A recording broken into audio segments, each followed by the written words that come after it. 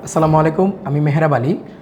আপনাদের সকলের দোয়ায় এবং আমার চেষ্টায় আলহামদুলিল্লাহ আমি এবার এসএসসি পরীক্ষায় গোল্ডেন এ প্লাস পেয়েছি। তো টেস্টের আগে আমার পড়ালেখার অবস্থা বেশি ভালো ছিল না।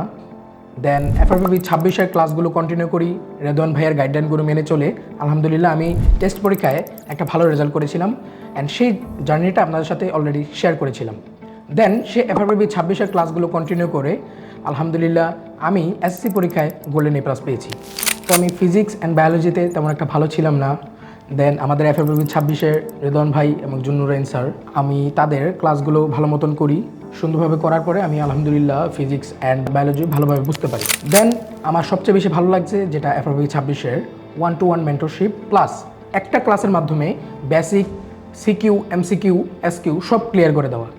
তো যারা আমার জুনিয়র ব্যাচ অর্থাৎ এসএসসি 27 আছো, তাদের জন্য কিন্তু অলরেডি এফআরবিবি 27 লঞ্চ হয়ে গেছে। তোমাদের মধ্যে হয়তো অনেকে আছো যাদের প্রিপারেশন তেমন একটা ভালো না, তোমরা চাচ্ছ যে এসএসসি পরীক্ষায় একটা স্ট্যান্ডার্ড রেজাল্ট করতে, বা হয়তো অনেকে আছো যাদের সিলেবাস 50% কমপ্লিট হয়ে গেছে অ্যান্ড তোমরা চাচ্ছ যে এফআরবিবি 27-এর মাধ্যমে তোমার বাকি সিলেবাসটা কমপ্লিট করতে।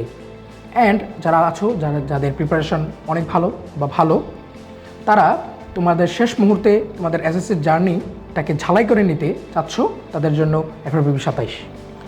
সো আমার এই A+ পাওয়ার জার্নিতে রেদওয়ান ভাই এবং রেদওয়ান স্প্যাথুডের পুরো টিমকে অসংখ্য ধন্যবাদ যে আমার এই A+ পাওয়ার জার্নিতে তারা আমাকে ভালো পরিমাণ সাপোর্ট করেছে। এর জন্য তাদের প্রতি আমি সবসময় কৃতজ্ঞ থাকবো। অ্যান্ড ফাইনালি সবশেষে আবারও রেদওয়ান ভাই এবং রেদওয়ান স্প্যাথুডের পুরো টিমকে অসংখ্য ধন্যবাদ।